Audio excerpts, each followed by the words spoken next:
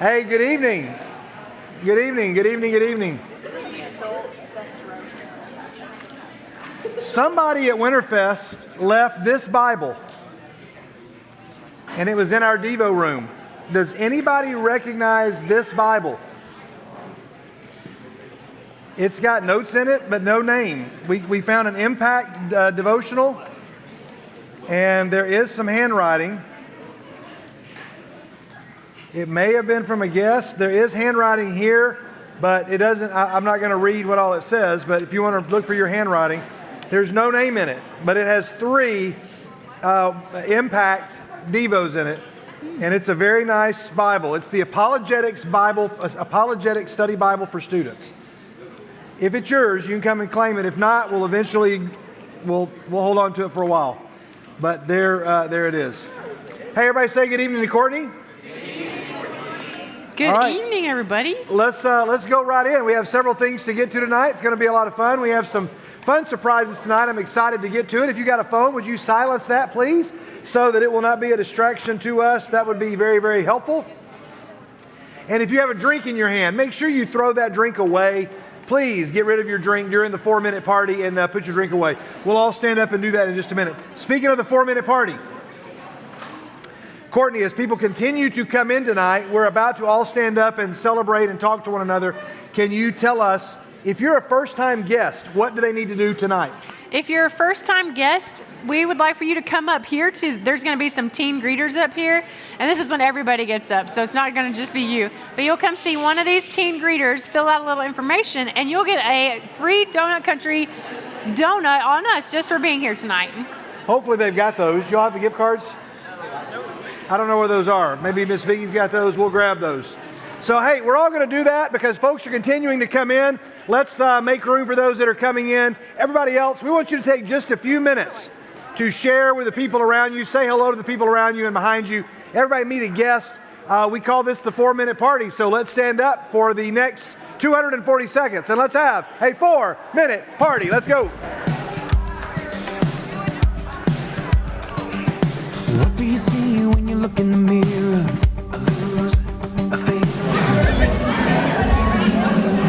Hey, so he's a little shy today. I'll just tell you for him.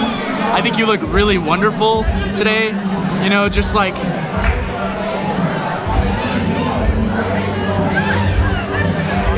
I don't know. You look great.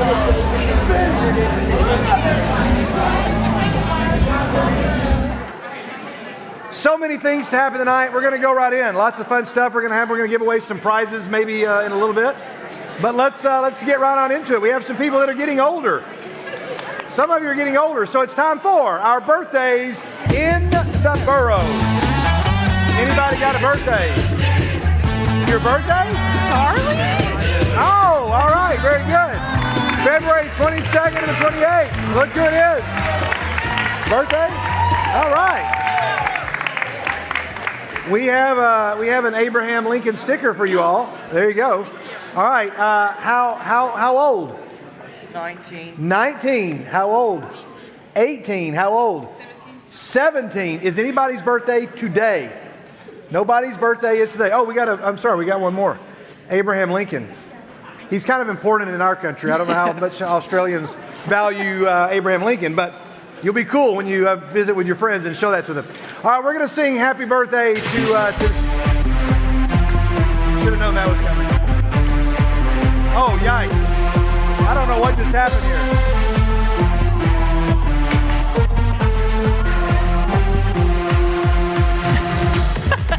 That was clever. They're curling with Frosty's head. Frosty's head. Yeah.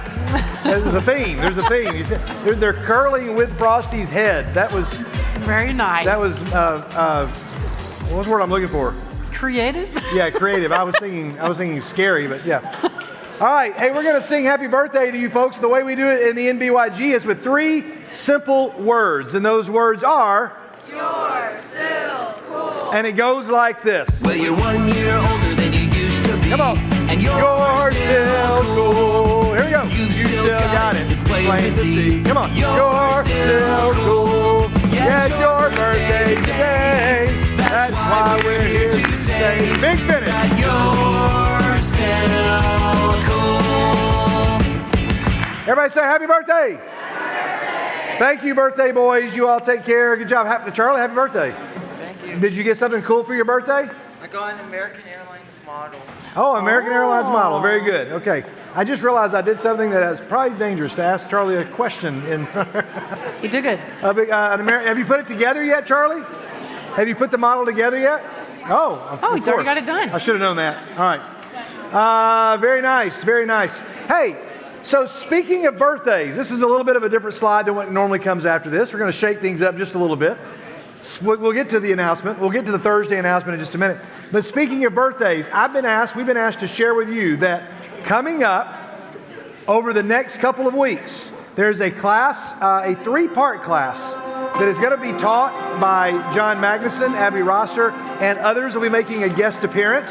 I'll be in one of these, I think, on Sundays, March 15th, 22nd, and 29th at 9:30. You sign up right there if you are considering baptism and have some questions about baptism. The class is not required, but if you're like, you know what, I want to know more about it. I want to know more about baptism. You can sign up for the class. You'll hear more about it, and you can go to one or all of those. It'd be a great way to do that, as I imagine many of you are asking questions about that. Okay, let's move on. Today's Wednesday. Tomorrow is Thursday. and that means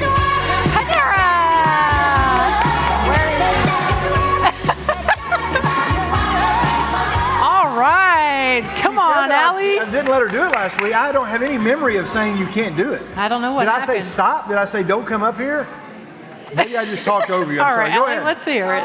Well, Panera is Hold that up here. Panera Bread is at Memorial on Thursdays from 4 to 5, and it's really fun. So you should come. And if you don't, I'll find you. Oh, wow. So far we have had Frosty decapitated on the stage and Allie's dropping threats. Some threats. So there we go. See y'all at Panera. Good. All right, ladies, there's something else. Ladies, there's something Yes. else for the ladies. Guys, we're going to have to come up with an idea because I know after you see this, you're going to be like, they may not want to do this, but they're going to want to do. I think they would. They're going to want to do something. Not this. Okay, well, let's talk. We'll figure it out. Or we could go curling. There's a curling place In Nashville. There's a curling place in Nashville. I just found out, and I'd like to go curling. Maybe we could go do that. But ladies, you have some guests come and help you out. I have some guests. They want to tell you about this. Check this out. This is going to be awesome. Oh, wow. Music is great. Who loves being fancy? Who's unique? One of a kind? Who adores mom, dad? Are we supposed to sing along? Yeah, are you not? No, I don't know. Just kidding. I've got a granddaughter who loves Fancy Nancy books. I know that much. All right, ladies, tell us what this is about and who is supposed to be there. We're going to have a Fancy Nancy pajama party for all the girls in the youth group. It's going to be on March 28th from 11 to 3. So you should come.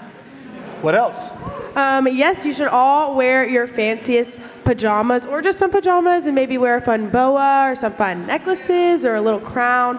I would just say make sure you bring a dessert because we're going to do, or a little brunch food because we're going to do a little potluck for that. And just be ready to have some fun and do some fellowship with us. So, yeah. They should all have something else to say. I think all of them should say something about this party. I think we just make them on the spot, make up what to say. Oh, we're also watching a movie after we do all of our activities and fellowship, and we're having a lesson. Wait, I should let someone else say that. You say that. Good. And what else? And what else, Natalie? The senior girls are going to be leading a devotional for everybody. And Lyric, finish us off. We're also doing crafts. Okay, there was enough to go all the way around. Ladies, it sounds like it's going to be a great night. We'll hope to see you there. We'll say more about that as we go. Thank you, ladies. Give them a big hand. They did a good job. Hey, all of our teens, especially 10th, 11th, and 12th graders, those of you who have signed up to participate in our Mexico mission trip, you need to be aware of the following information.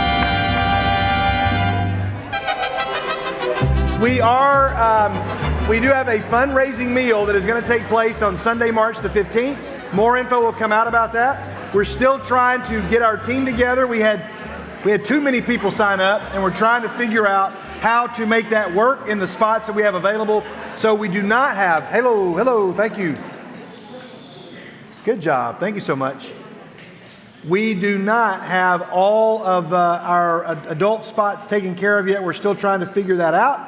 But teens, if you turned in your deposit and you, by the deadline, and you expressed interest, you are on the team and are able to go. If that's changed, you need to let us know, because we are slowly to the point where there will be no refunds, and you will be obligated to pay for a plane ticket whether you go or not, unless somebody takes your spot. So if you have questions about that, you can see us afterwards. But that meal is going to be coming up. We'll send information out about that. We want everybody to know about that. Also, we say it every week, but I've had at least 3 conversations this week with some of you, either online or through text or in person, that lead me to believe that it would be really, really great for you to at least consider the landing on Monday nights.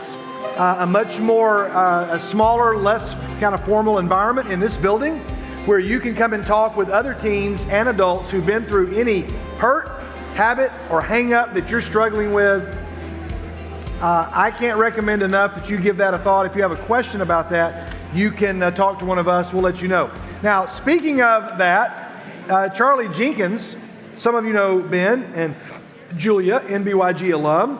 Julia works at the Christian school. Ben and Julia were both former NBYG interns. Their dad is right back there. Charlie, just wave your hand. Everybody look back there. You can see Charlie back there. Everybody say, "What's up, Charlie?" So Charlie heard me talking last week about my love for space, and we showed some pictures of stars. You guys remember those pictures? We showed some things last week. And Noah and Ellie, are they interested in space at all? Yeah.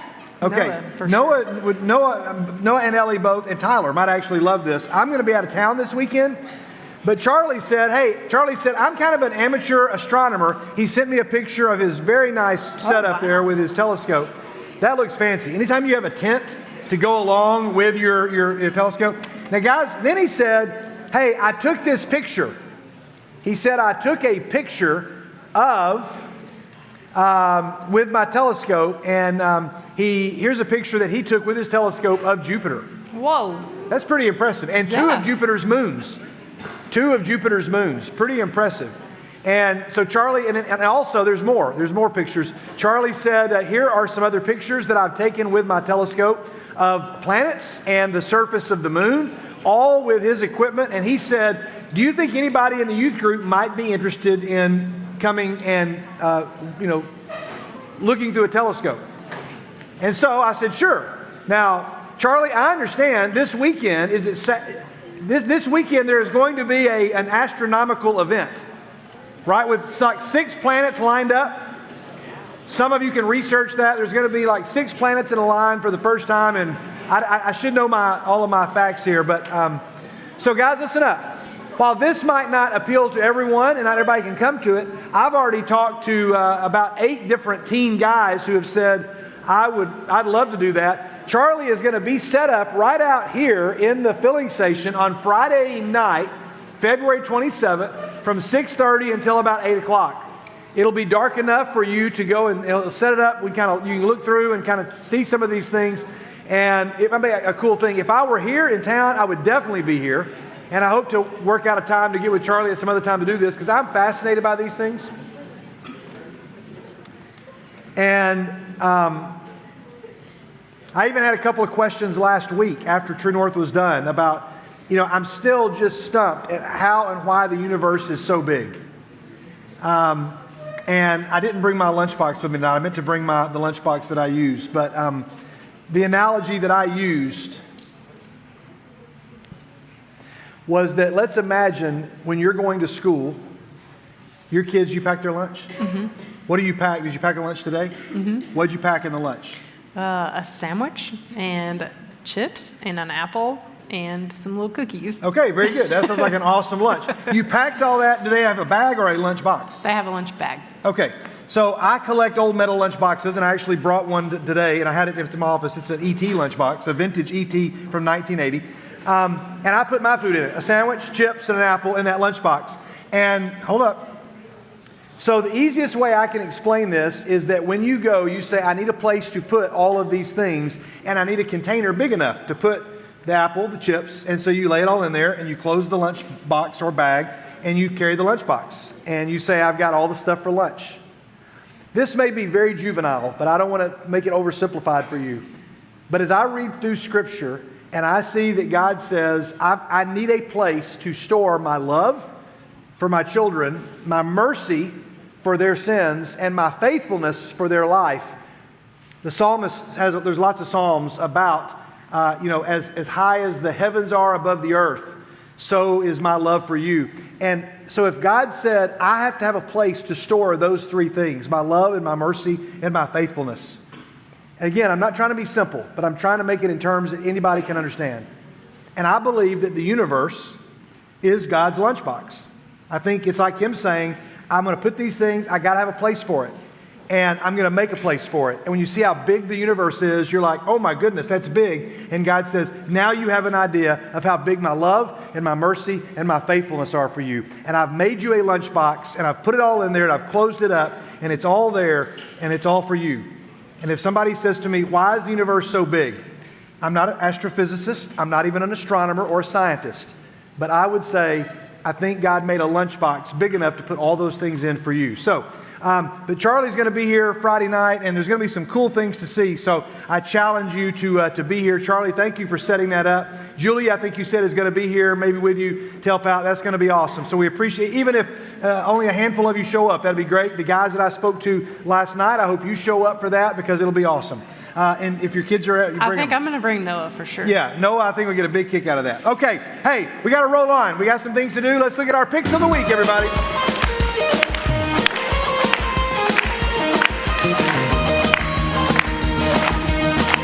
All right, so we do a couple of random segments, including maybe 2 new segments this week. I got 2 new segments, and I don't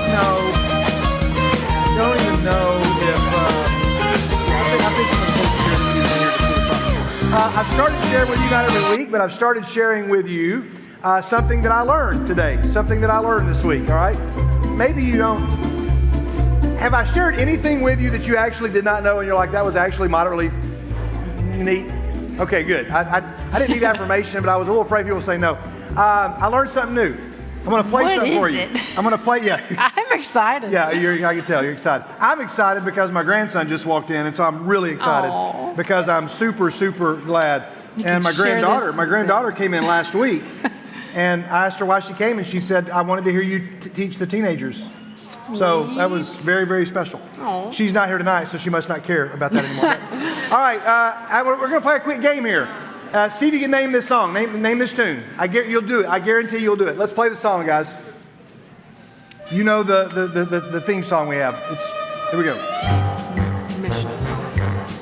What is it? Mission Impossible. You got it right. Yeah, you're right. How many of you recognize that theme song is the Mission Impossible theme song? Let's play it one more time, Zach. Go back to the beginning. Here we go. Listen to it again, guys. Listen to it again.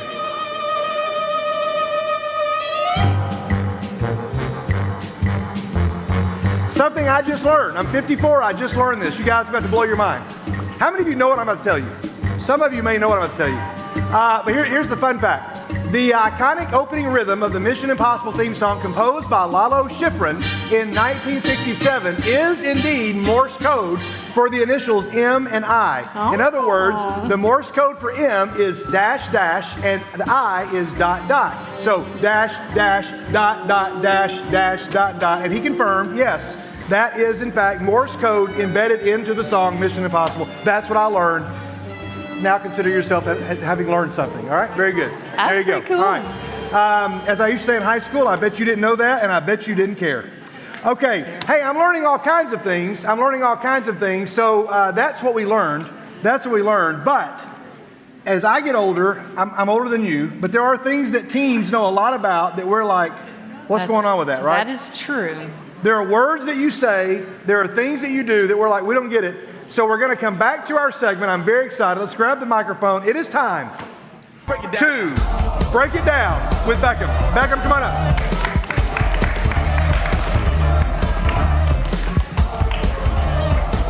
What's up, Cannonball? How are you? Hey, buddy. Good to see you. All right, come on up here, Beckham. All right, Beckham's job is to take something in popular culture that most teens have some awareness of and to explain to me or to us, because I'm not the only uninformed person. No, Maybe. yeah. No. Okay, you might know this. Maybe I Beckham, today, here's what we're breaking down. Y'all, we're breaking down, this is today's breakdown. We're breaking down this image. All right, let's play the music. We have a song here. Here we go. All right, now, how many of you in the room have seen this image and know exactly what this is about? Oh, good. So maybe you'll break it down for several of us. How many of you are like, I know that's a penguin. It looks like a penguin, but I have no idea why we're looking at it. Okay, Beckham, break it down for us. Okay, so there's not really that much to break down, but this is from Werner Herzog's 2000 documentary called Encounters at the End of the Earth. So this actually isn't new. What year? 2000? What'd you say? 2007. 2007? That was before you were born. Oh yeah. I was in high school. Years before you. Okay, Courtney was in high school. Enough of that. Let's keep going. It shows an Adelie penguin abandoning its colony to go towards the mountains, which means certain death for the penguin, sadly. Yeah, a penguin leaves its friends and it starts walking to the mountains. Nobody really knew why. Yeah. But for some reason, this clip has gone viral just in recent weeks. Yeah. And everybody's talking about this poor penguin who just heads off from his group to certain death, because penguins stay together. Mm-hmm. People said it was because of old age or madness that it was going off of it, but it's become a symbol of like Wait, did you say endurance. old age or madness? Yeah, that's what the article said. Hand in hand. Y'all, It's just an old penguin. Doesn't really know what he's doing. If you're in True North, if I ever just start walking out the door, somebody stop. That's it. Somebody come and get me. He's All going right. to the mountains. I did at Winterfest. At Winterfest, I actually saw this. I actually saw somebody on the streets walking down with this shirt that said Penguin Energy, heading off, wandering, not lost.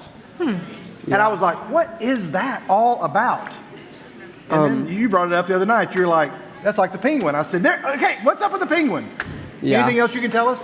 It's also the name of it is the nihilistic penguin, which is kind of depressing because the nihilistic penguin. Because nihilism is the philosophical belief that life lacks meaning, purpose, or value, often asserting that moral truths, knowledge, and value systems are baseless.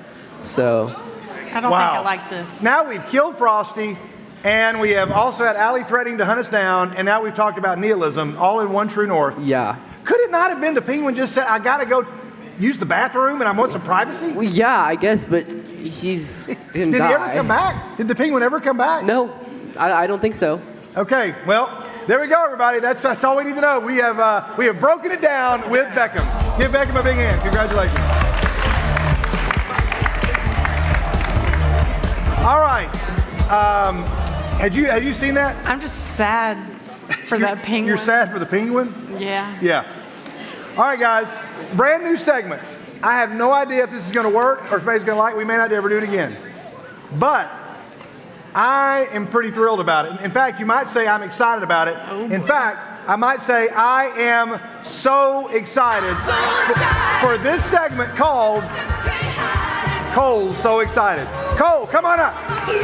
Oh, welcome everybody. So excited. Singing a mic. It's already off to a great start. He's so excited. I had no idea how fun. I'm sorry. This is amusing me more than it's going to amuse anybody else in the room. Last night, I was having dinner with some guys, and I asked the question. This is my best retelling of the story. I said, guys, how excited are we? I was just trying to start conversation. I said, how excited are we about the Mandalorian and Grogu movie? And some of the guys were like, yeah, I can't wait. It's going to be awesome. And Cole, who was sitting over here to my right, went, yeah! I'd never seen Cole do that before. I'd seen him yell food, but I'd never seen, and I said, Cole, are you excited? He goes, yeah. Food! And I said, Cole, how excited are you? And he's like, I'm pretty excited. I was like, really? I can't tell. And so I was like, Cole, how do we know when you are really excited? Somebody said, well, he does that. He goes, ah. So that's level 3. There's 3 levels. All right, Cole, if something doesn't excite you, level 1, what do you do? Okay. Cole is not excited. If you are moderately excited and you're like, you know what, that kind of thing, that might excite me, what do you do? He's like, yeah, I'm for it. I'm here for it. And if something is really exciting like Mandalorian and Grogu, what does that get? Yeah. So, I already love how this is going. I'm going to do it again whether you people vote for it or not. I don't care. Cole, I'm going to give you a series of things, and you're going to let us know level 1, 2, or 3. We're going to judge by your reaction. You've not seen these. Verify you've not seen them. I have not seen them. You have no idea. I do not. There could be excitement around every slide that the world is unprepared for. Are you ready? I think it's turned on. He's somewhat excited. No, yeah, okay. So here we go. It took me a while to come up with this list. DJ Mike and I actually came up with this list. Cole, are you excited about Olive Garden? No. Okay, Cole's not. Anybody here excited about Olive Garden? Okay, all right, breadsticks? Come on, unlimited breadsticks. All right, Cole, are you excited about trains? Yeah. It didn't get a fist pump. That was like a level 2.5. He was like, yeah. I like those. Oh, trains. All right, I like it. Cole, are you excited about waffles? Food. Yeah. Sorry, guys. No offense. You better be, because you're gonna be making them next year at Winterfest. All right, Cole, are you excited about seahorses? Not so much. I was really thinking that Cole might be excited about seahorses. But apparently he's not. Cole, are you excited about Beyblades? Beyblades. Wow. That went like below level 1. That was like, I don't even know what you're talking about. Mike and I thought you might be excited about Beyblades. Cole, are you excited about crazy magic straws? Hey, Courtney, so far we know if it's Cole's birthday, trains. We're in trains. We're getting trains. All right, Cole, I don't know how many more there are. Is there one more, guys? Can you tell me, is there one more? I think there's one more. I can't tell I think there's one more. There's 2 more. Oh, 2 more? Ooh. Oh, yeah, there's 2 more. There are 2 more. Cole, get ready. I'm ready. Are you excited about Boots the monkey, Dora's monkey? He likes that. We like Boots. That was level 2, I think. Yeah, I think. That was level 2. Definitely more than one. Cole, last one. Cole, are you excited about kids camp? Yeah. All right. That was good. That was right above trains. Don't worry, our kids camp theme this year is not trains. Sorry to burst your bubble. But, okay, so we learned, hey guys, if you have something you want to find out if Cole's excited about, don't ask him. You text it to us. We'll build a list, and then we're going to find out. Get ready, guys. We'll find out next time, is Cole so excited? Thank you, Cole.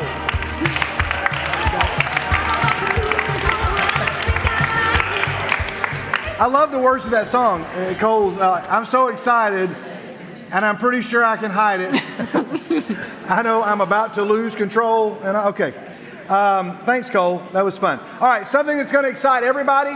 Something that will excite everybody. I'm pretty sure is this. There we go.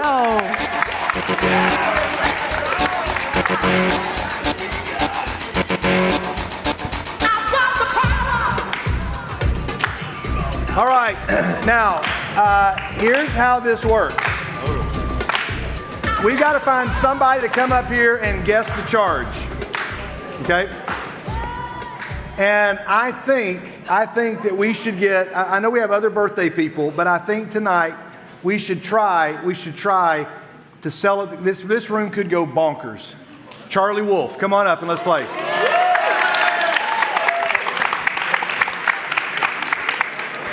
All right, now Charlie, hold. Come here, stand right up here, Charlie. All right, I love whenever I call Charlie up. Have y'all ever noticed? Charlie, get ready. Charlie surveys the crowd like he's looking like who he wants to punch the most. Bolstery. Hey, no, okay. Hold on. Charlie walks up like this.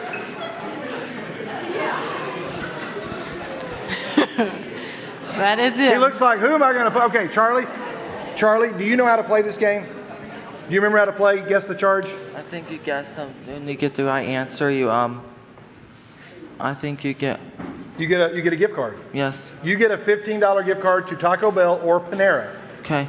Okay? Which one would you like if you win? Probably Taco Bell. Okay, not Panera? You don't want to go to Panera Bread? Charlie, Panera Bread sounds exciting. All right, Charlie. Now here's the way this works. There's a charge 0 to 100 on his phone. You're going to guess a number, and if he says higher, then you guess a number that's higher. Okay. If he says lower, then what do? I don't know. Guess a number that's lower. Okay? Yes. All right. So you're going to guess it can be anywhere between 1 to 100, and you only have 10 seconds. Okay. But Charlie, I'm going to give you a little bit of a head start. I'm going to give you like 5 seconds, and then I'm going to start the timer. All right? Okay. You're going to show me the charge. Got you. Wait, hold on. Is that it? Mm-hmm. Okay. All right, got it. All right, Charlie, I know the charge. You're going to guess a number. Okay. When you guess the number, I'm going to start counting down to 5, then I'm going to hit the timer, and you have 10 seconds, so I'm going to give you like 15 seconds. You guess that number, this place is going to go nuts. Cole's going to get excited, and you're going to get a gift card. Okay. You ready? Yes. Give your first number and go. 36. Lower. 93. Lower. Lower than 36. 46. No, lower than 36. 22. No. Oh, wait, no. I didn't want to start the timer yet. I was going to start. I'm sorry. That was my bad. We're going to go back. I'm going to go back one more here. I've lost the ability. No, come here. All right, here we go. Here we go. Are we at the timer there? All right, keep going. Keep going. Guess again. 56. Lower. 22. Higher. 15. No, higher. Higher than 22. 23. 20. 21. Higher. Okay, all right, Charlie, you did not win. And we're going to play fair here. We gave you some extra time. Charlie did not win, but we're going to work on it. We're going to come back. We'll play again later on. The charge was 29. 29. All right, give Charlie a big hand, everybody. Good job. Thank you, Charlie. You have a seat. So close, Charlie. All right.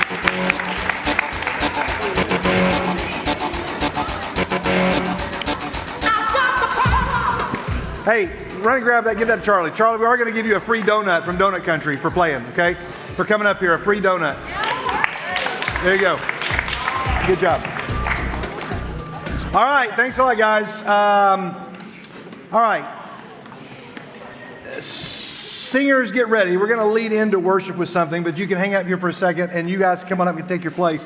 I want to prepare our minds with something. I see David Spate back here. David sent me something the other day that literally blew my mind. It was pretty awesome. This is one of the things that I learned, but it's in my journal. It made the journal. I want to check this out with a segment we call That's Incredible. All right.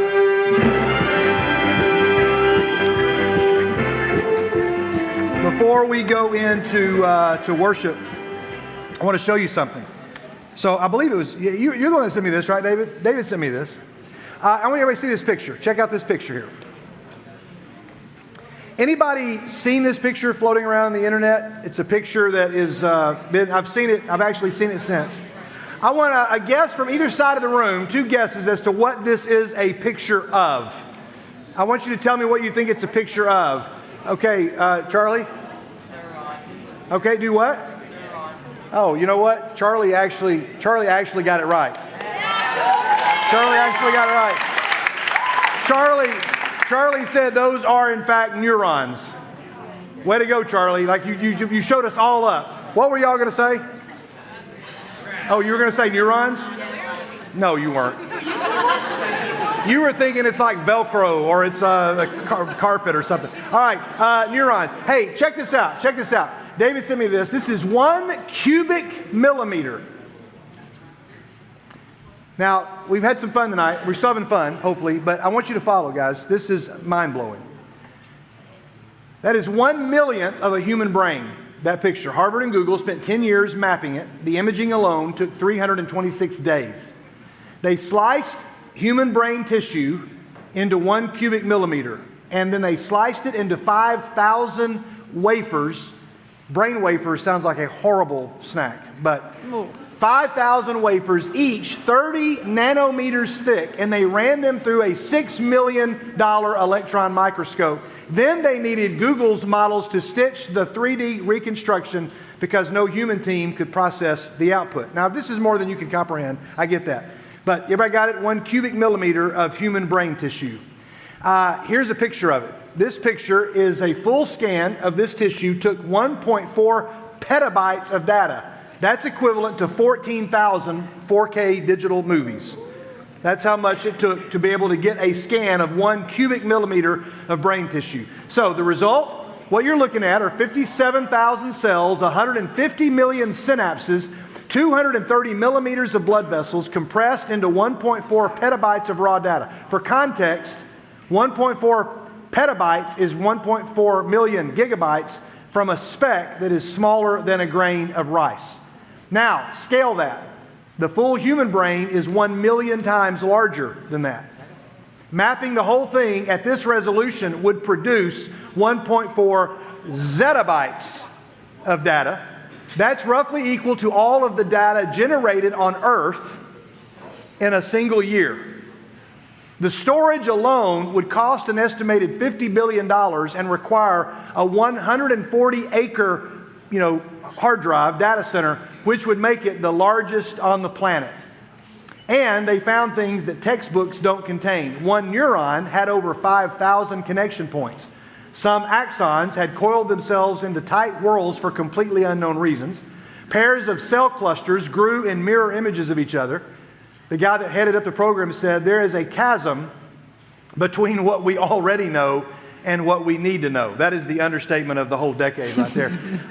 We're building AI systems that loosely mimic neural networks while still unable to fully read the wiring diagram of a single cubic millimeter of the thing we're trying to imitate. I realize that sentence is going to go way over our heads.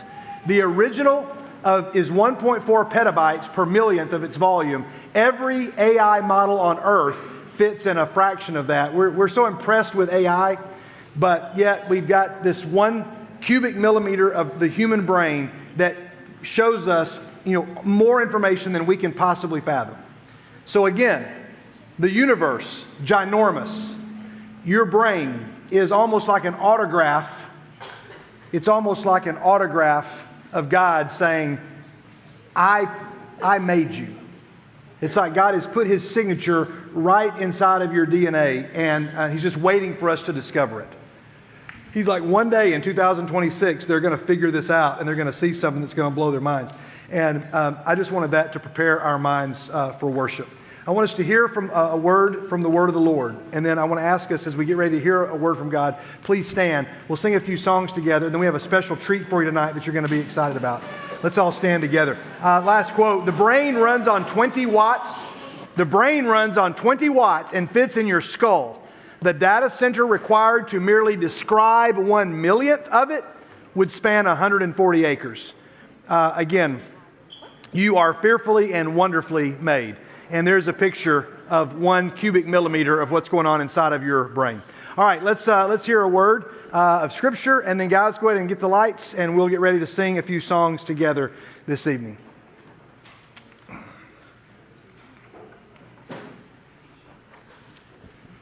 You, God, are my God. Earnestly I seek you. I thirst for you. My whole being longs for you in a dry and parched land where there is no water. I have seen you in the sanctuary and beheld your power and your glory. Because your love is better than life, my lips will glorify you. I will praise you as long as I live, and in your name I will lift up my hands. I will be fully satisfied as with the riches of foods. With singing lips my mouth will praise you. May the Lord bless the reading of His Word. Let's sing together. Salvation belongs to our God and sits upon the throne, and unto the Lamb be praise and glory, wisdom and thanks, honor and power and strength be to our God forever.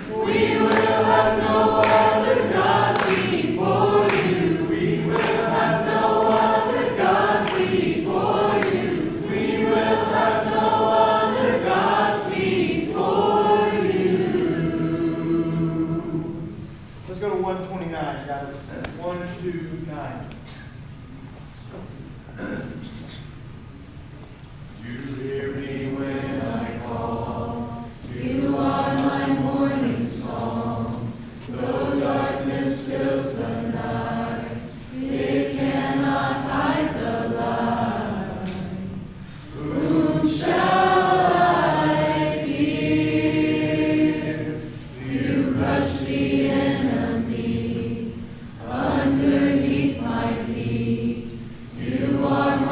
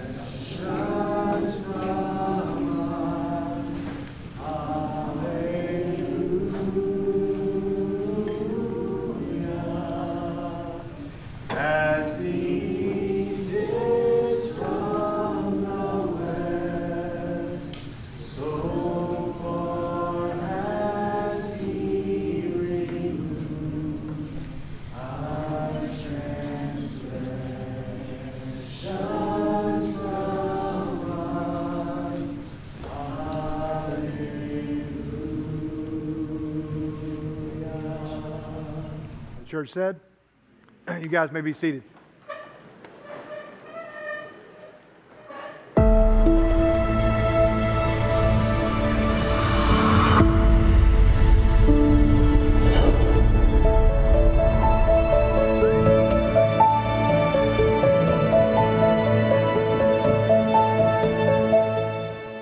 We have a lot of faces in the room tonight that are guests. I can tell we have a lot of folks that I've not met before. We're glad to have you with us, and we're thankful for those that brought you here. We love to have you come back. Every week, we gather together to kind of find our true north. We feel like we kind of get lost, maybe like that penguin. We wander away, and we want to find our community, and so here we find ourselves. I'm really excited about tonight. I have a special treat for you. We'll get to that in a moment. We're going to set it up first, and then we'll get to it. I want you to hear from somebody who used to sit in the seats that you're sitting in, doing what you just did, and are now doing it in a very real way in their life. Sunday, after service, or after class, or whatever, I found an envelope in the mailbox here waiting for me. Just had my name on it. I thought it was a payment. I assumed that it was a payment. Vicki put it on my desk, and I didn't get to it until at the beginning of the week. I sat down and I opened it up. I'm not going to take time to read it, but I realized that it was a note, a letter that was unsigned, and I'm assuming it was somebody in the room. I doubt it was somebody online, but somebody here took it upon themselves to write a letter to the NBYG and essentially just wrote out the entire book of 1 Thessalonians, all all chapters here on this paper and just wrote a letter as though Paul were writing a letter to you. We've talked about that. What would it look like if Paul wrote a letter? And so if we were to read this, which we may save it for when we finish 1 Thessalonians, who knows when that'll be, but somebody wrote it out. And I love the habit of somebody saying, I'm going to write this down and I'm going to hide your word in my heart that I might not sin against you. You guys remember way back to Winterfest, we talked about that passage from Psalm 119. Stephen Maxwell, the worship leader, said, you need a Psalm 119:11, your favorite worship song. So several of you picked a song or a hymn or maybe a verse, and this idea of hiding your word in His word in our heart. And so some of you, I'm just curious. This is not to shame anybody, not to guilt anybody, not to make anybody feel bad. I'm just curious because I want to be encouraged. I don't expect there to be a lot of hands go up. I'm just curious how many of you have interacted with this book at all since Winterfest. How many of you have done anything with it at all? Okay, that's great. That's way more than I was expecting. I'm not going to ask you to share, but if you say, I forgot, what is that book? In that book was 30 days or 31 days of praying and working towards some greater thing. And every day there was a verse, and every day there was a space for you to write down. And so who I'm speaking to right now, I don't know. It may be any of you that were raising your hands. Some of you may have just raised your hands because you felt like you needed to. Some of you raised it because you looked at it on the bus on the way home, and you're like, that counts. I'm raising my hand. Others of you thought, no, I've read it like every day since Winterfest. I've looked at it every day. It's been I've not opened it, but it's been sitting by my bed, and I've seen it every day. But somebody in here has said, I'm writing in it. And I'm like, okay, God, I'm not going to let Winterfest just quit when I get off the bus on last Sunday. I'm going to write down and I'm going to look through this. And so I'm not even sure what day we're on now. We got several weeks into this, and some of you are going to take this seriously.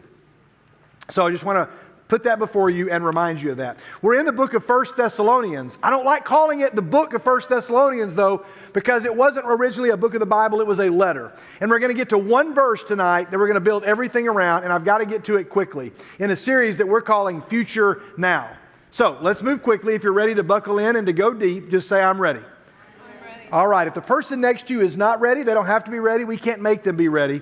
But just don't let them keep you from being ready. Let's just make sure that we go deep together. We finished off the last couple of weeks with this passage that began, It's God's Will. We've been talking about kind of PG things the past couple of weeks. We're going to come back to that. My guest that I wanted to bring to help us with that is not able to make it until later in March. So we may circle back. We may come back to that. I've got another guest lined up for another night that's going to talk about what comes after this passage. So I like hearing other voices, and we'll bring some other guests. But we looked at this passage. It's God's will that you should be sanctified, that you should avoid sexual immorality, that each of you should learn to control your own body in a way that is holy and honorable, not in passionate lust like the pagans who don't know God, and that in this matter no one should wrong or take advantage of a brother or sister.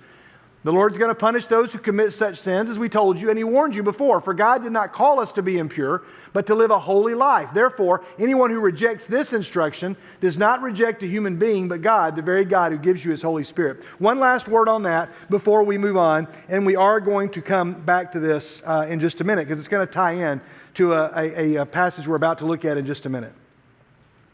We've talked about, it's one thing for a youth minister or your parents to stand up here and talk about anything related to sex and say, sex is bad, don't do it. If you ever hear me saying a message that implies that sex is bad, don't do it, don't talk about it, stay away from it, then you've either misheard me or something has gone crazy, because I'm never going to say that to you. I want you to understand from the time you're 13, and certainly 14, 15, all the way to 18 and go to college, I want you to understand this was God's idea. Just like the planets, just like the universe, it was God's idea, and God gave this idea so that you would understand it's the one object lesson that He can give you that you can understand what true oneness and true intimacy is. And God says the word, by the way, He uses the word echad when Jesus says, I and my Father are one. He uses a word that is a very sexually laden word, a word of two people joining together and becoming one. That's a word that Jesus uses, and it's a little scandalous, especially to a teenager, and you're like, what in the world? And here is the story that I skipped over this last week, and I don't want to skip by it. I want to move on to something else. But I was at a conference about 5 years ago, And at the conference, there was an FCA guy that got up and led. His name was Angel. Angel was an FCA guy. He was a Hispanic guy, and he got up, and he looked like the kind of person that all teens would love to listen to. He was very compelling, very athletic. He went around speaking at FCA things, and he had with him one of his former students, a young African-American gentleman who was a track star at his school. And he said, we had an FCA event. They're not from this area. They were speaking in Nashville, but they came from some other city. Angel and his friend, I can't remember the young man's name. I wrote it down, but I don't remember his name. But Angel said, I was talking to an FCA room of 150 to 200 kids at some school, and he said we were talking about God's plan for sex, and that sex was designed for one man and one woman to enjoy in the boundaries of marriage. That was God's design. And anything outside of that design was going to lead to some brokenness. Now, sure, it's going to lead to maybe some guilt, some fear, some shame, but any of those things can be forgiven, and any of those things a person can move beyond. That's not my point tonight. My point tonight is that this young man is sitting out there, and when he hears a speaker say that sex is designed in the context of marriage, because in the sex act, you are saying, I am giving myself to you completely. And Jesus says the same to us, that I'm giving myself to you completely. You don't get my body without getting my soul and my heart and everything about me. I'm giving that to you and only to you. And it's no wonder why Satan wants to take that one thing and say, I'm going to completely warp it. I'm going to completely make it something that it's not, so that it will never, ever represent the thing it was designed to represent. If you're with me so far, say I'm with you. I know it's not fun or easy to talk about. It's not fun to hear, and especially it may be fun for you to talk about with your friends. It's not fun for you to hear your youth minister lay these things out in front of you. But I want to make sure that you understand that when God lays this out, as Angel did for this FCA group, he said that, and the young man sat there. He was talking to all of us, and he said, I looked around the room, because he said, I laughed when Angel said it. And he said, I laughed. I looked around the room, and I thought, why is nobody else laughing at this? And he realized everybody else already understood this. So the young man, who was not a Christ follower, went up to Angel. He was there because he was an athlete. And he went up to Angel afterwards, and he said, hey, you said something about sex, that it was designed for marriage. And everybody in the room seemed to understand that. He goes, yeah. And that's something that most of the people there would have already known. Angel, this young man said something that I've never forgotten. In fact, I wrote it in my Bible. He told all of us, and the whole room just gasped, because it was such a profound line. This was an 18, 19-year-old young African-American athlete, and he sat there and he said, and I heard him say that, and I thought, nobody had ever told me that. He said, it was never said in my home. I never knew that. And he said, and I went up to Angel afterwards, and Angel said, tell them what you said to me. And the young man said, I walked up and I said, Angel, I did not know that. And for the last hour of your presentation, all I thought about was, what else do I not know? You guys let that question sink in. What else do I not know? And he said, Angel, would you meet with me, and would you help me to know all of the things that I don't know? And Angel said, we met and we talked about the Bible. And he'd say, nobody told me that. He'd write something down. Nobody told me that. He wrote something down. God says this about you to the young man. Nobody ever told me that. And he's writing this list of things that I never knew. And y'all, I go to a lot of, I attend a lot of youth events with you guys. I listen to a lot of sermons online. I listen to a lot of stuff. Few things profounded me like that one young man's question, what else do I not know? And so every week I'm trying to come to you assuming that there's somebody in this room that is going to hear something that you've never been told before. And you're looking around like, why has nobody told me this? And tonight's going to be one of those things. I got to move quickly. If you're still with me, say, I'm still with you. All right, now about your love for one another. We don't need to write to you, for you yourselves have been taught by God to love each other. And in fact, you do love all of God's family throughout Macedonia. Yet we urge you, brothers and sisters, to do so. What are the words? We've said those. Not like you got to do more stuff, teens. Your life's not busy enough, do more. He doesn't say do more things. He says, I want you to love each other more and more. Can I just call a quick time out for a second? You remember the part where Paul says, I want to supply what is lacking in your faith? You guys remember that from 1 Thessalonians chapter 1 or 2? Can I just supply something that might be lacking a little bit? Sometimes I notice whether I'm on a bus at Winterfest or I'm at the hotel or I'm walking the streets of Gatlinburg or I'm at True North or I'm listening to you guys at retreat or I'm watching some of the chatter online, I'm reading the comments, things that, whatever it is. Sometimes we, meaning us in the room, we're not the nicest to one another. Like we're just not like, but sometimes we can be mean. I say we with a W-E. Sometimes we can be mean. And Paul says right here, just like if he were to write a letter, just like if he were to send us a letter and say, hey guys, you guys are doing great. I love the NBYG, but man, some of you over here said some things about some people over here, and some of you on this row said some things about people on that row, and some of you sitting right here said some things about the person beside you, and he's like, come on now, like, come on, we got to cut that out. Like, that's not going to help us. He says, I urge you more and more, make it your ambition to lead a quiet life. You should mind your own business, work with your hands, just as we told you. And guys, here's the verse I want us to spend some time with. So that your daily life may win the respect of outsiders. All right. Okay, if you're ready to kind of really dive into a truth, say, I'm ready. All right, because this is going to be heavy for us, I think, maybe a little bit. That one sentence, I unpacked it with some students last night and a couple of days before with some other students. I looked at this passage and I thought, let's just think about this. Anytime I read Scripture, y'all, I take every sentence out and I want to hold every sentence in my hand and I want to look at all those words. I almost want to write them on cards and lay them down and just look at them and say, let me just live with these words. And it's this phrase that has really just been sticking in my brain. That your daily life may win the respect of outsiders. Daily life. He doesn't mean that your life on Sundays and your life on Wednesdays. He doesn't say, so that your life of retreats and in the worship moments of Impact or Winterfest or camp in the amphitheater, whatever. No, he says your daily life. He doesn't say your good days, your daily life. What is daily life? That means not True North. That means third period math class. That means the locker room. That means on the date. That means online. That means when you're texting. That your daily life will win the respect of outsiders. Now, we're not outsiders. The way you treat each other, we're insiders. He's saying, I want you to live your life so that people that don't know anything about any of this go, I'm confused or intrigued. Why you're acting like that? I don't mean because you're acting weird.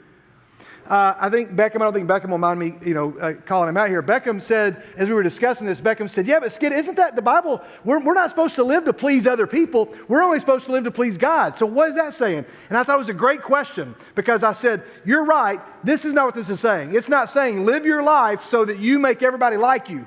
No. Scripture is opposed to living life like that. You're to be called out. You're to be a peculiar people.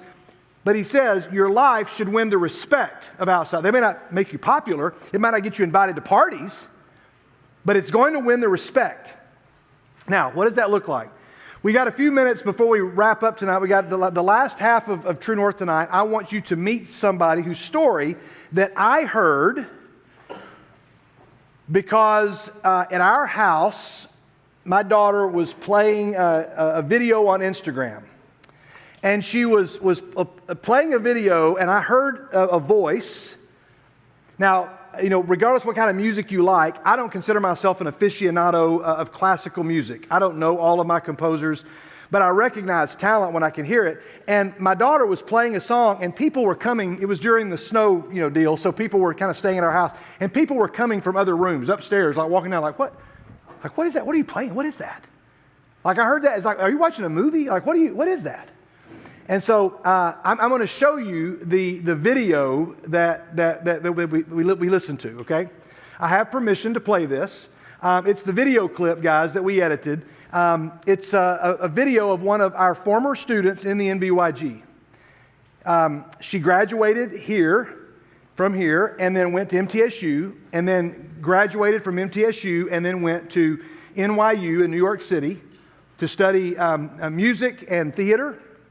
And this video was a part of, as I understand it, a graduate recital, where you perform several different pieces and you just kind of show, this is what I'm doing, just like you play a piano, you play a song. And so this was a part of the graduate recital. Just want you to hear a little bit of NBYG alum Jaedyn Heil. Let's roll the video, guys. We're only going to play a few moments of it.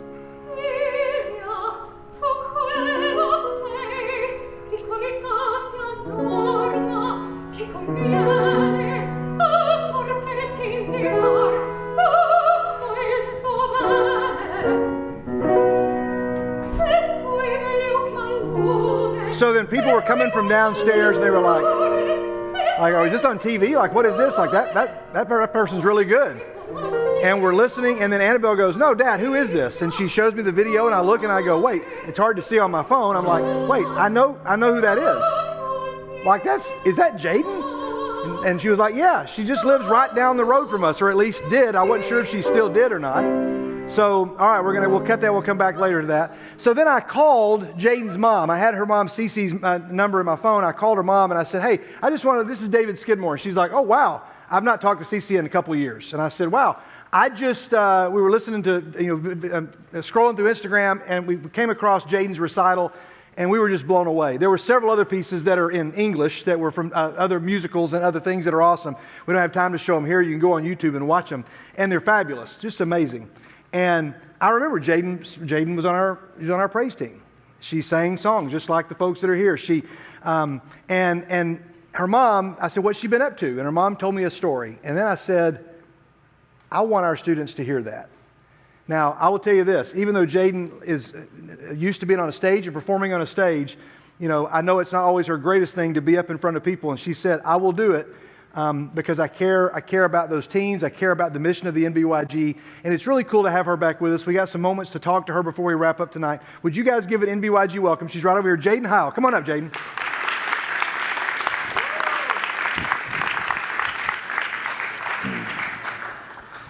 I've got number one, guys. We're going to just let you sit on this seat right there. Thank you so much. Good evening. Hi. So, everybody, this is Jaedyn. Everybody say hi to Jaedyn. So, Jaedyn, I first met you all at North Boulevard. Your family started coming. I don't know what year you started attending. Do you remember? I think I was a junior in high school, so I'm not sure what year that was. But and you moved from where? We moved from Franklin. We were originally in Virginia Beach. And then we were born here, my brother and I, but we came back and bought a house in Murfreesboro. So your brother Jordan, I understand he just graduated recently. Well, not recently, but graduated from Vanderbilt. Yes. At the top of his class, literally at the top of his class. Nobody else with a higher score than Jordan. Jordan was really, really ill in high school. And we had a D group of students at the time, and it was during the pandemic, so we couldn't really meet inside anywhere. So we were walking around my neighborhood, and I said, hey, you guys remember Jaedyn Heil? And they were like, yeah, they'd met him before. Jordan, is it fair to say he's even quieter than you? Well, he's more outgoing than me now. Okay. So he's like blossomed. But at the time, he was very quiet. Yeah. And you all came to some youth group things. You came to True North, and he came to some other things, came to class. But Jordan was very quiet. And we went, and we just circled up in his yard, and we said a prayer. We sent a picture to him. We said, hey, Jordan, we're praying for you. And that was a cool moment for our guys. Our guys were like, that was cool to go to somebody's house and to pray in their front yard.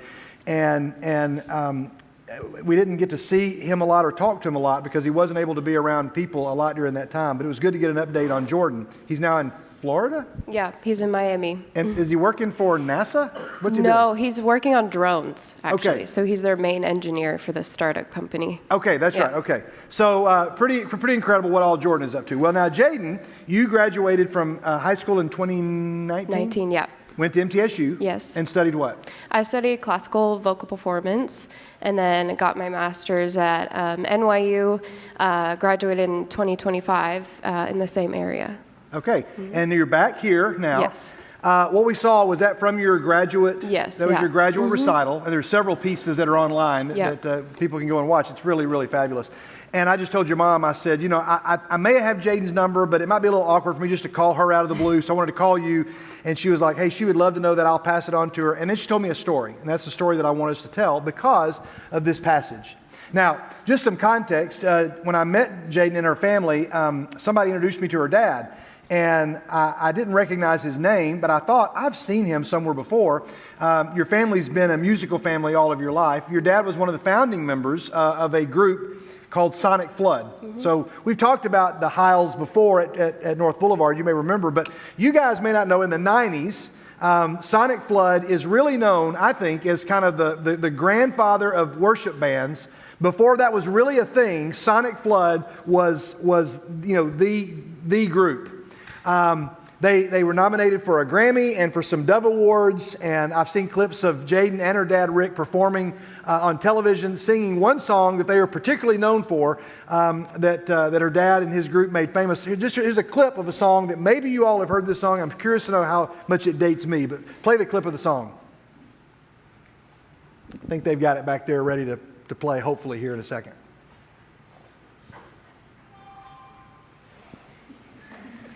Okay, all right, we don't have it, but you guys give me a thumbs up when we do have it, because I want to play it. We're not going to get it at all. Oh, we don't have it back there. Okay. Some of you may know the hymn, I Could Sing of Your Love Forever. You guys know that song? So Jaden's dad and Sonic Flood made that song famous. We're nominated for a Dove Award for that song. I saw a clip of you all performing that song together. And so you all have always, is it just you and your dad that are musical, or the whole family?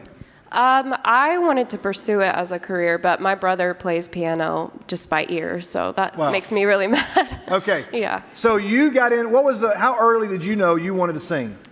I have sung all my life, and then I started singing BGVs with him probably in my teens.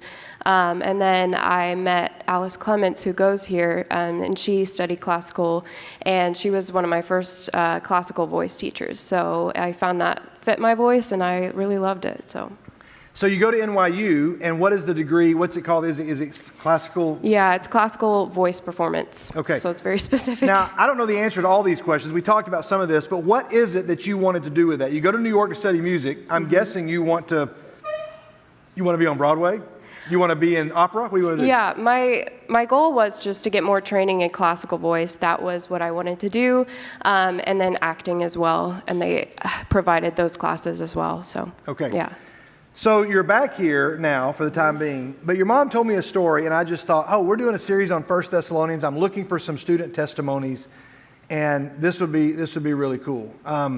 So our seniors, many of our seniors are up here. They meet every Sunday night, and they go through a period where they share their testimonies. I was honored to be with the seniors Sunday night, this past Sunday night, and shared my testimony and talked through some things in my life that maybe I don't share with the context of the whole group. And we went pretty deep and had a pretty powerful conversation that night. There's just value in sharing those moments of here's how God is working and what God has done. And so know from the beginning, we're not putting you on the spot or to put you on a pedestal to say, look at this. I think it's a great lesson. So she said, okay, with that understanding, I'll come and share. She didn't ask to say, thanks guys. She didn't ask to say, let me come and share this. I kind of came to her and kind of talked her into saying, this is something I think our students need to hear. This passage that says your daily life may win the respect of outsiders. So you go to NYU, you're trying out for plays, for musicals, and when you audition, there's often a process, as some of you in the room that have done this, where you're given a monologue or you perform a monologue for a class, right? Yep. And you have to get up and do it, and you're graded on it. Yes. Early on, you went to some professors, as I understand. You can correct me if I say anything incorrect, and you laid down some boundaries. Yeah. And tell our students, what kind of boundaries did you lay down?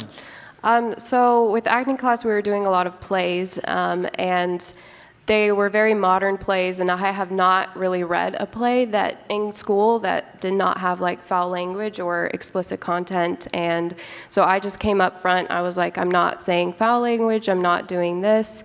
And they actually never were weird about that because I'm paying for school, and so they can't make me do it. But sometimes I did hear some gossip around school and around my fellow colleagues. So that would be aimed at what? Loosely, you don't have to be specific. I think it wasn't. I'm not sure how to describe it.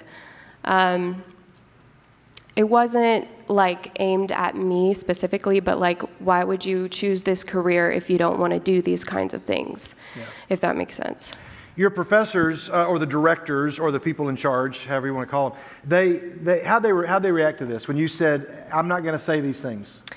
There was one instance where I got called back for a role, and I declined it because it had something in it that I didn't want to do, which was hard for me. But I just want to please God and with my talents.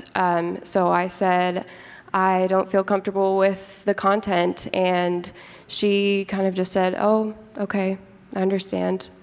Nothing more and than. you don't get the part. Yeah, I don't get the part. Yeah. And obviously the talent is there to get a part. But your mom mentioned at least a couple of instances where you said, I'm not going to take the Lord's name in vain. Now, I don't want to put words into your mouth. She was telling the story. Other students that might have been Christ followers would say things like, yeah, but you're acting. That's not really you. Yeah. That's a character. You're a character. And you said? I believe that, God spoke the world into existence, and speaking is an action, and I don't want those words to come out of my mouth, no matter if I'm acting, and I don't want to condone evil things. It's one thing to play a bad character, but if the play or the monologue or something is condoning a sin, I don't want to use my talents for that. So. And so they were cooperative with you. Yeah, they were. They gave me different monologues that didn't always have bad stuff, or I changed words. That's what I did. And you certainly were able to graduate. I didn't ask you this, and I don't expect you to have an answer that's just going to be like some incredible story. In fact, I wouldn't be surprised if there wasn't one, because these stories don't always have great happy endings. So maybe I should have prepped this question with you beforehand, but I'm just curious. Was there ever a moment where somebody, student or teacher or audience member or crew member or whatever, was there ever a moment that you felt like somebody went a little deeper and said, help me understand why you're doing this? I mean, your professors honored it. That's great. They didn't make you. They said, okay, well, you can't get the part because the play calls for this. You can't do it. But did it ever open a door for you to talk about your faith with somebody?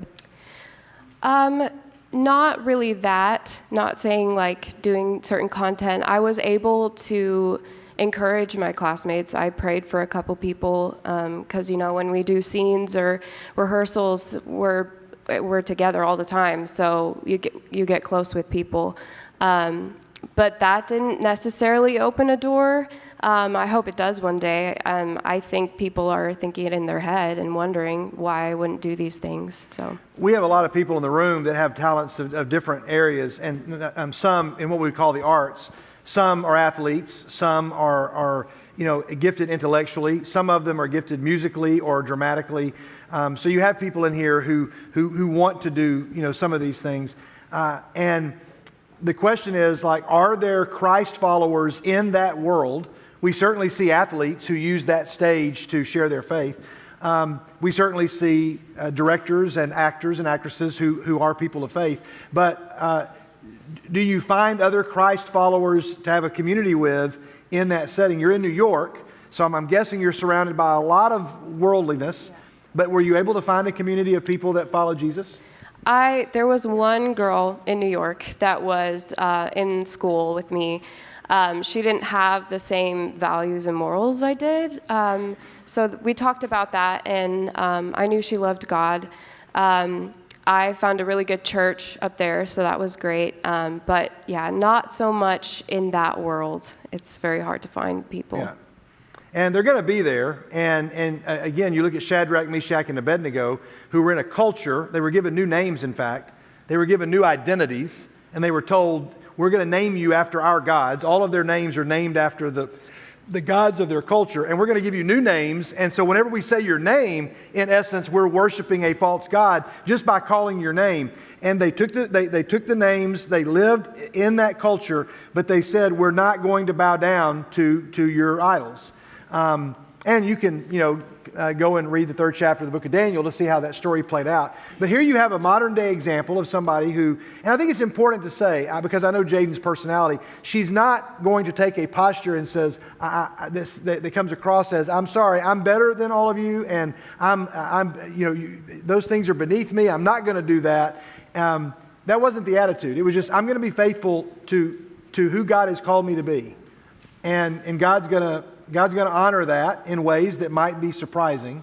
But I imagine that's got to be very difficult. Yeah, it's not easy to do that. It's much easier to just do what the world wants you to do. So. Yeah.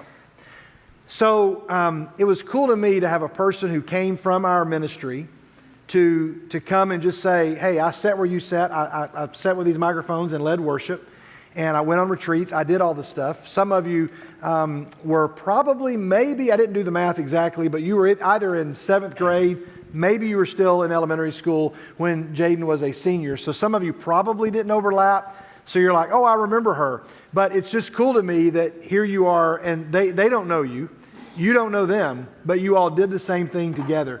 I want to, before we thank her, I want to share a story. Guys, if you'll go on the slides, at the end of the presentation, there's a blue slide with a very small picture of a portrait of a man's face. Andrew, if you see that slide, I want you to bring that slide up, because while Jaedyn is up here with me, I want you to see this story. Thanks so much. I've shared this story many times over the years.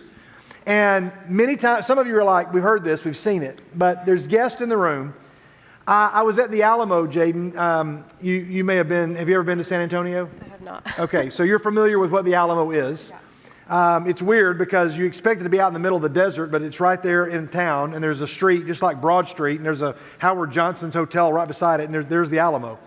But in the Alamo, this picture has since been changed, but when I was there in the late 90s, there was this picture. And y'all follow this story because I want you to see where this is coming from, and then we'll wrap up. There's a picture that hangs above a guy, that this is the portrait, and it says, James Butler Bonham, no known picture of him exists. And then right below it, it says, this picture is of his nephew, Major James Bonham, who greatly resembled his uncle. So in a museum, we don't have a picture of James Butler Bonham. We don't know exactly what he looks like, but we know that he looks so much like his nephew, so we're going to put a picture of his nephew in the museum. It's the next line that I want you to see. This picture was placed here by his family so that people might know something of the appearance of the man who died for their freedom. Everybody understand that? Everybody follow that? We're like, we don't know what James Bonham looked like, but James Butler Bonham, but we do know that he looked like this guy. We're going to put his picture there so people can say, if you want to know who fought for your life in the Alamo, he looked very much like this guy. This is the guy. Students, I want you to understand that in New York, I've been to New York once a year for the past 25 years, taking a group to work with Camp Shiloh with kids from the Bronx, and we've gone into the heart of New York City, taken them to a camp, and I've been to New York, so I know that New York is not the place where love for Jesus is thriving. There's great churches, there's great communities. Some of the greatest authors and theologians that I read and follow are pastors and teachers in churches in New York City. But by and large, it's a mission field. And I'm thankful that somebody like Jaedyn finds herself in a school like NYU, one of the most prestigious schools in all of the country, certainly for the program she was there for. And people say, I know nothing about Jesus. But my guess is, Jaedyn, even without you saying, I had all kinds of conversations, people were knocking down my door saying, please baptize me right now. Your life won the respect of them. They may have said, I can't do what she does. I don't know why she does what she does, but they have my respect. And you may not know till the new heavens and the new earth. You see somebody go, hey, I remember you from New York. And they're like, yes.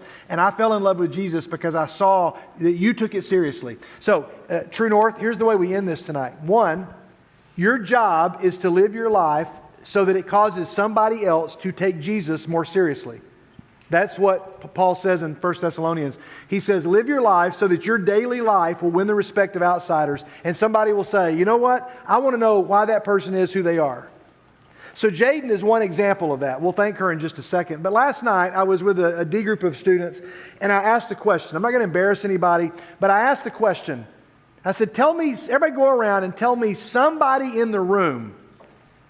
Tell me somebody in our group, maybe that's not here tonight, but somebody in our group that you see that their daily life has won your respect.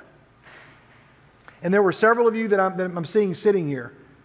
There are several of you whose names were mentioned by these students. They're like, this guy, because he's the same at school as he is when he's on a mission trip or at True North. There's no difference. This girl, because she is always encouraging everybody, and like, I take notice. Like, they don't just say she's nice or he's nice. They're like, I want to do that. I want to be like that. And I heard the names of several of you mentioned. Now, those were insiders, but I can only think what it was doing to students at the schools that were mentioned. There were several public and private schools that were mentioned. And I just thought, somebody there is going to fall in love with Jesus because of that young man or that young woman. Somebody at NYU, somebody in the world. I sent a text out today. You wouldn't have seen it because you're not in our text group, but I said, come and hear the testimony of a former NBYG alum I said, this person's going to be famous, so you're going to, don't miss your chance. There's going to be a day when I believe that God's going to be faithful and is going to give you a stage and a platform where you will have an opportunity to not just share your talent, but to say, this is where my talent comes from. And I'm so thankful for that, and we're looking forward to it. I'm going to give you a chance to say a final challenge to the students who said, I want to be a football player. I want to be a soccer star. I want to be a teacher. I want to be a musician. I want to be an actor or director. Whatever dream you have, I want to give you a chance to say a challenge to them, and we'll close. I think just know your identity, where your identity comes from. I think if you know that God is your everything, then it's not a challenge when you are faced with those choices of, do I follow this path or this path? It's just easy. So that's what I would say. Yeah. Jaedyn, thank you so much. Students, I want you to give a big hand to Jaedyn. Sarah here. Let's thank her for being with us. And Jaedyn, I would say this is true about you and many of the students in this room, that people might know something of the appearance of the man who died for their freedom by watching your actions and by watching some of you guys.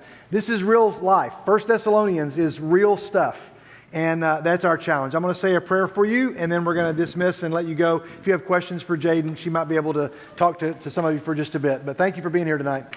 God, we thank you for this testimony. Testimonies are powerful, and through them we learn how to live our lives, and maybe we realize that our lives are not causing people to take you seriously. In fact, God, sometimes our lives are the reason that other people turn away from you.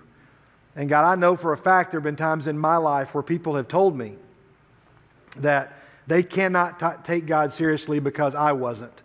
And that hurt me deeply. And the reason that I'm even standing here and have done what I've done for several years is because of moments like that, not because of some talent or something good that I feel like I can do, but because I feel a debt to prove to myself, not to earn your love, but to operate out of the blessing that you've given me of feeling forgiven. And God, I can only pray that because of my life and the life of these students and our ministry and our church, that other people around us may know something of the one who died for their freedom. So God, be with us tonight. May we do something tomorrow that makes us cause someone to take God more seriously. It's through Jesus we pray. And we all say together, amen. God bless you guys. Have a great night. Take care.